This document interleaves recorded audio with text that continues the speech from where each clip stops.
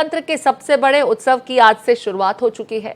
पहले चरण की वोटिंग जारी है।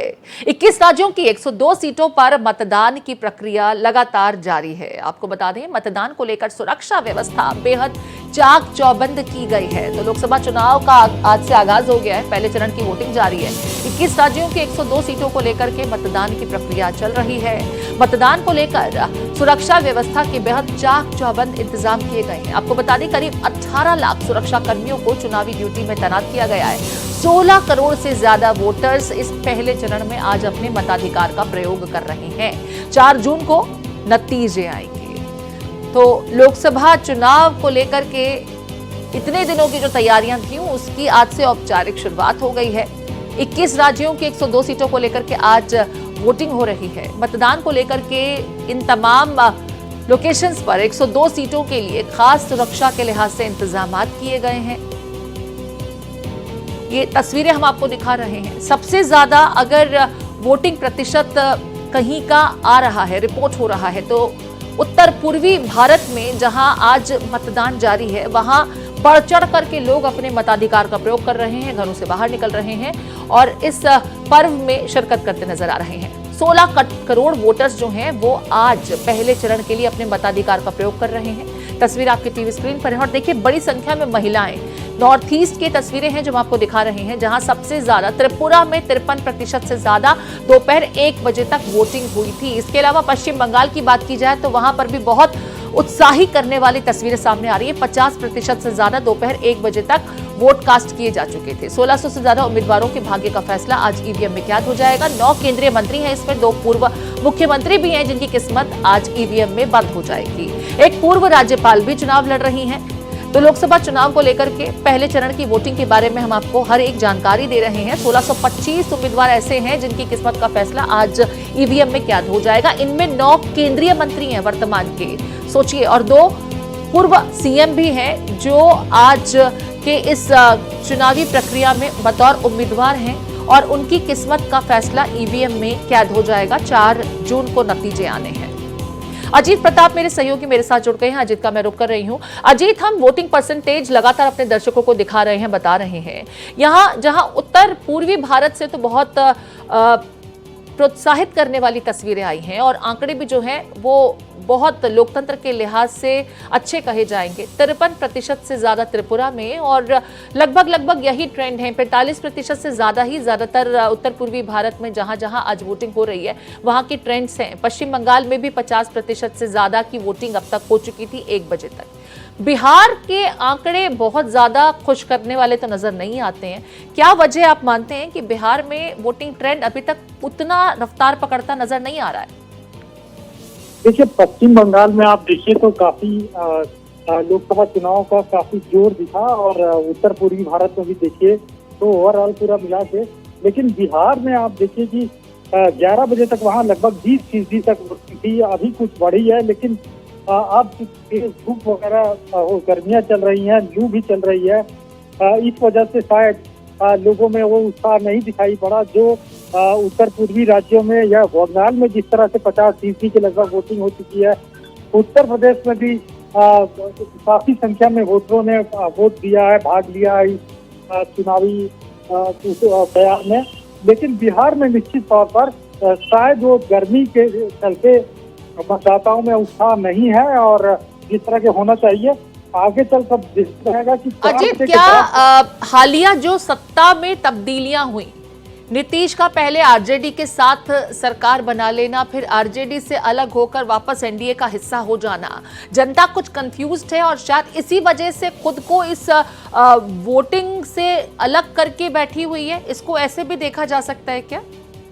बिल्कुल प्रीति, क्योंकि पिछले बार जब चुनाव हुए थे तो देखा कि किस तरह से एनडीए में 7 चुनाव लड़ा था और उसके बाद लगभग 40 में से 39 सीटों पर नीतीश कुमार और बीजेपी साथ लड़े थे, तो 40 में से 39 सीटों पर जीत हासिल की थी।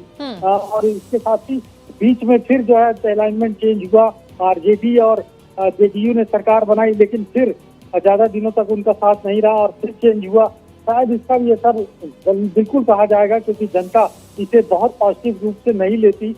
इस तरह से बार बार अलाइनमेंट चेंज करना, और शायद यही वजह है कि नोटा का आजकल जिस तरह से चुनाव में प्रभाव दिखा है, बहुत लोग जो है राजनीति के इस मिजाज से खुश नहीं है, और ये भी वजह हो सकती है। ठीक है, मैं रोक रही हूँ आपको अजीत। यहाँ पर एक तस्वीर और अपने दर्शकों को दिखा देते हैं। शिवराज सिंह चौहान अपना नामांकन दाखिल करने के लिए पहुंचे हैं। तो जहां एक तरफ प्रथम चरण का मतदान जारी है, वहीं कुछ राज्यों के लिए अगले चरणों के लिए मतदान की प्रक्रिया भी चल रही है। और इसी कड़ी में देखिए, मध्य प्रदेश के पूर्व मुख्यमंत्री हैं शिवराज सिंह चौहान, नामांकन दाखिल करने के लिए पहुंचे हैं।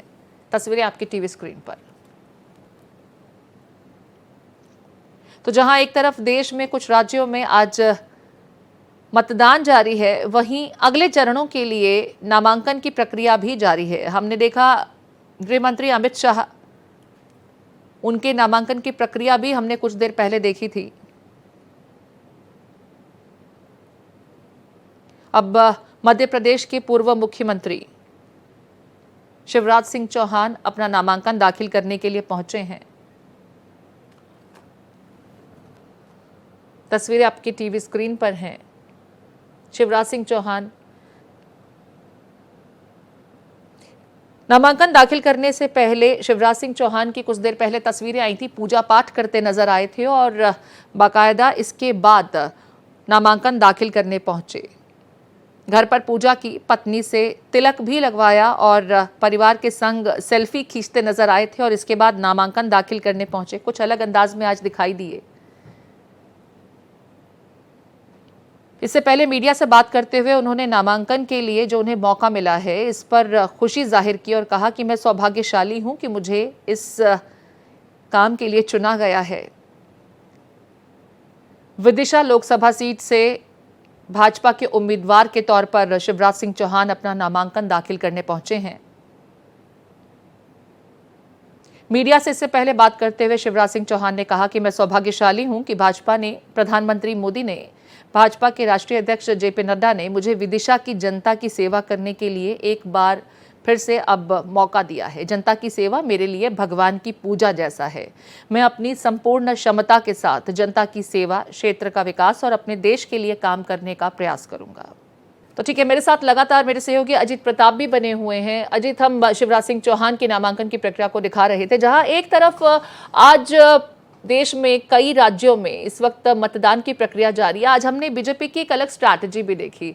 बीजेपी के जो दिग्गज चेहरे हैं आज अपना नामांकन भी दाखिल कर रहे हैं। इसे कहा जाता है कि ठीक है, डायरेक्ट तो आप इस वक्त जिन राज्यों में मतदान की प्रक्रिया चल रही है उसमें तो आप प्रचार नहीं कर सकते, लेकिन जहां ये इफेक्टिव नहीं होते हैं, नियम लागू नहीं होते हैं, वहां पर आप अपने बड़े चेहरों को उतार दीजिए। अब नामांकन दाखिल करना भी क्योंकि प्रक्रिया का हिस्सा ही है, तो आज ही का दिन चुना जाए। हमने अमित शाह को भी देखा, अब शिवराज सिंह चौहान को भी देख रहे हैं। बीजेपी के दिग्गज चेहरे लगातार डायरेक्ट नहीं लेकिन इनडायरेक्टली प्रचार तो हो ही रहा है। बीजेपी की एक अच्छी रणनीति। बिल्कुल प्रीति, अमित शाह जी कल से गुजरात में थे। कल पूरे दिन भर उन्होंने रोड शो किया और आज नामांकन किया है। नामांकन करने के बाद अब थोड़ी देर में वो राजस्थान में 2 जिलों में चुनावी दौरे पर रहेंगे। और प्रधानमंत्री मोदी आज यूपी के अमरोहा में थे, उसके बाद दमोह रहेंगे मध्य प्रदेश में। शाम को महाराष्ट्र की वर्धा में उनकी सभा है। योगी आदित्यनाथ कांग्रेस मुख्यमंत्री, आपने देखा कि सुबह अमरोहा में रहे और फिर गाजियाबाद और बुलंदशहर में उनकी सभाएं होनी है। उसके बाद शिवराज सिंह का नामांकन। तो ये सब ऐसी एक तरह से जेपी नड्डा खुद साउथ इंडिया में प्रचार कर रहे हैं। उसके बाद राजनाथ सिंह वो भी तेलंगाना में थे। तो ये उनकी रणनीति है कि सभी बड़े नेता वो प्रचार भी करे, अपना नामांकन भी करे और इस तरह से एक हवा जो है बीजेपी की पक्ष में बनी रहे। और यही वजह है कि ये निश्चित तौर पर ये रणनीति का हिस्सा है और इसका प्रभाव भी पड़ सकता है चुनाव में कि जिस तरह से नेता एक तरफ नामांकन कर रहे हैं, एक तरफ सभाएं, रैलियां कर रहे हैं और लगातार दिन में 3-3, 4-4 रैलियां की जा रही है बड़े नेताओं के द्वारा। और ये नहीं कि बीच में किसी दिन विश्राम किया जाए, हर दिन बीजेपी के बड़े नेता रैली कर रहे हैं। तो निश्चित तौर पर विपक्ष की तुलना में एनडीए फिलहाल भारी दिखाई दे रही है। और पहले भी जिस तरह से सर्वे आए और ये अनुमान लगाया गया राजनीतिक पंडितों के द्वारा कि बीजेपी इस बार भी भारी पड़ रही है विपक्ष से, क्योंकि विपक्ष में जिस तरह से इंडी गठबंधन शुरू हुआ, इंडिया गठबंधन, और उसके बाद नीतीश कुमार ने अलाइनमेंट से सब एनर्जी हटी, केजरीवाल की पार्टी ने बंगाल में अकेले चुनाव, माफ कीजिएगा, पंजाब में अकेले चुनाव पर लड़ने का फैसला किया। जिस तरह से काफी देर तक सीटों पर चर्चा चलती रही, तो कहीं ना कहीं ऐसा लग रहा था कि जिस मजबूती से विपक्ष को एकजुट होकर मोदी के खिलाफ तैयारी से आना था, उस तैयारी के साथ नहीं आ पाए हैं और जी। शायद इसकी वजह से कुछ नुकसान हो विपक्ष का, और इसका जरूर फायदा एनडीए और बीजेपी को मिलेगा।